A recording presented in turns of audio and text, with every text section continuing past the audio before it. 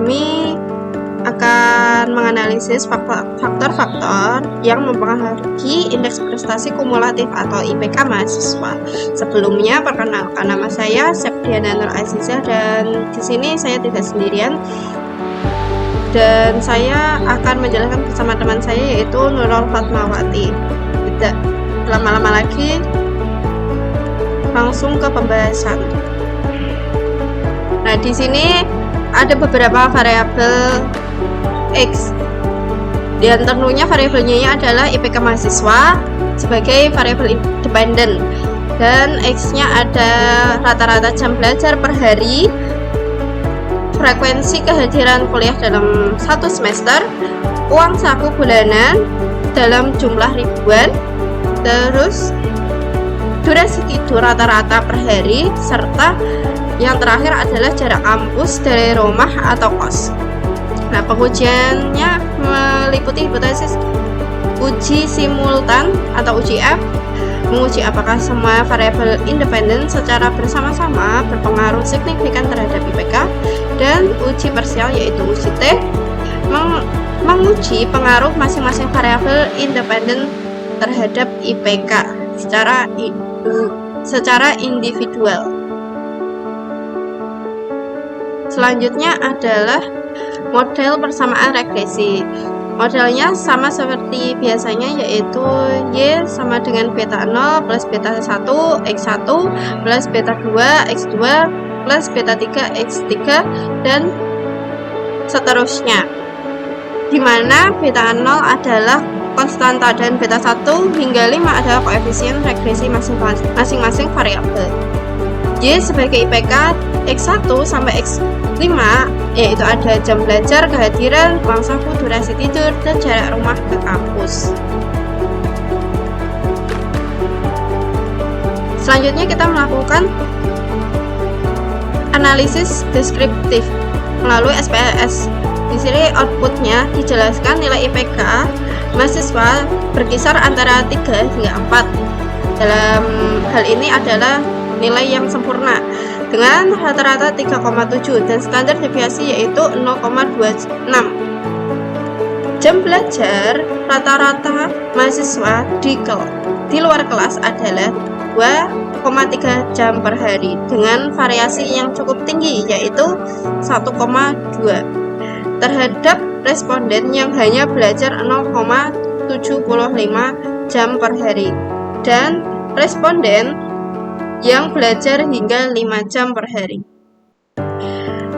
Rata-rata presentase kehadiran kuliah sangat tinggi, yaitu 93,66% dengan nilai terendah yaitu 70% dan tertinggi adalah 100%.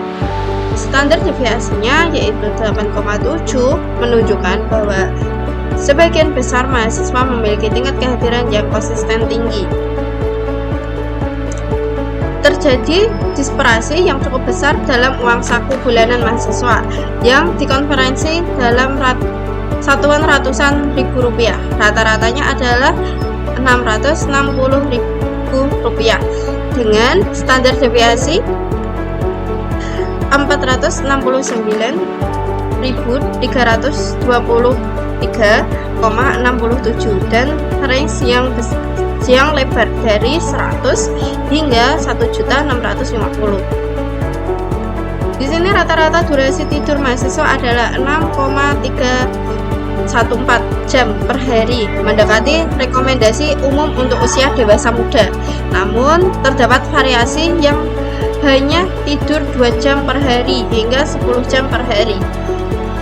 Jarak tempuh ke kampus sangat bervariasi, dengan rata-rata 15,715 km dan standar deviasi 15,08 km. Beberapa mahasiswa tinggal sangat dekat, yaitu lebih dari 1 km, sementara yang lain hingga 50 km dari kampus. Selanjutnya adalah uji asumsi klasik, normalitas, dan multikoliniaritas. Di sini dari uji normalitas, hasil uji menunjukkan nilai signifikan p-value sebesar 0,280 karena nilai signifikan yaitu lebih besar dari 0,05, maka H0 diterima, yang berarti residual berdistribusi normal. Asumsi normalitas terpenuhi.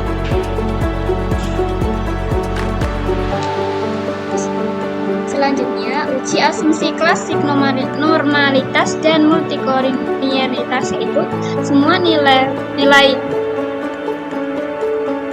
IV adalah 10 lebih kecil dari 10 dan toleransi lebih besar dari 0,10 sehingga dapat disimpulkan tidak terdapat gejala multikoliniaritas yang serius antar variabel independen dalam model. Koefisien diskriminan mengukur berapa besar kemampuan variabel independen dalam menjelaskan variasi dari variabel independen. Hasil perhitungan menunjukkan nilai R² atau R kuadrat sebesar 0,236, artinya sekitar 23,6% variasi nilai IPK mahasiswa dapat dijelaskan oleh kelima variabel dalam model nilai absolut R² sebesar 0,104 yang telah disesuaikan dengan jumlah variabel dan ukuran sampel, memberikan estimasi yang lebih konservatif tentang proporsi variasi yang dijelaskan. Selanjutnya, hasil analisis uji F. Diperoleh nilai F hitung sebesar 1,792 dengan nilai signifikasi p-value 0,146 karena p-value lebih besar dari 0,05, maka H0 diterima.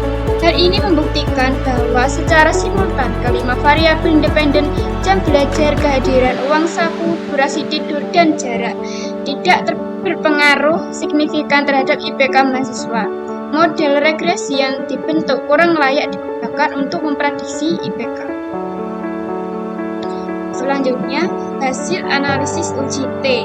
Persamaan model regresi linier berganda, yaitu IPK sama dengan 2,936 min 0,033 X1 plus 0,006 X2 min 2,9194 E min 10 X3 plus 0,027 X4 dan plus 0,007 X5 dengan uji signifikasi parsial kolom SIM.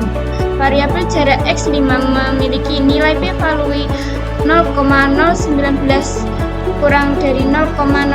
Artinya variabel tersebut berpengaruh positif dan signifikan secara parsial terhadap IPK.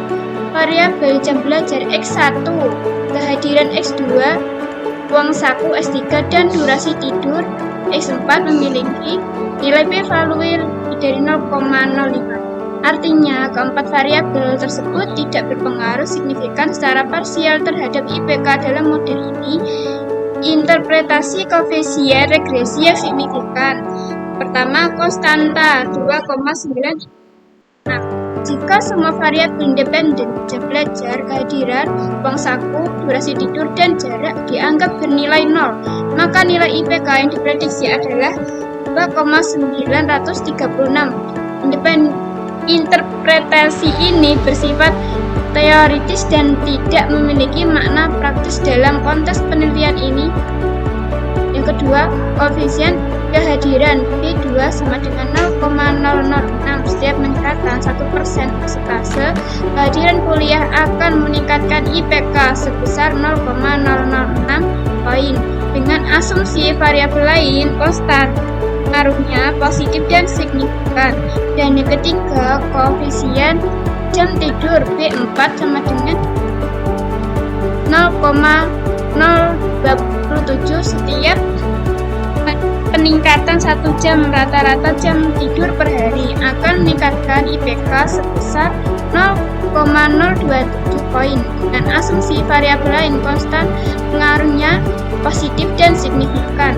Dan yang keempat, koefisien jarak B5 sama dengan 0,007. Setiap peningkatan 1 jam rata-rata jarak kampus dan meningkatan IPK sebesar 0,007 poin dengan asumsi variabel lain yang konstan, pengaruhnya positif dan signifikan. Jadi, kesimpulan dari peneliti ini menunjukkan bahwa kehadiran di kelas, durasi tidur, dan jarak tempuh ke kampus memiliki pengaruh signifikan terhadap IPK mahasiswa. Dengan kehadiran dan durasi tidur berpengaruh positif, sementara jam belajar per hari dan uang saku bulanan tidak terbukti berpengaruh signifikan. Namun, secara keseluruhan, model belum mampu menjelaskan variasi IPK secara kuat, sehingga mengindikasikan adanya faktor lain di luar penelitian yang lebih dominan dalam menentukan prestasi akademik mahasiswa.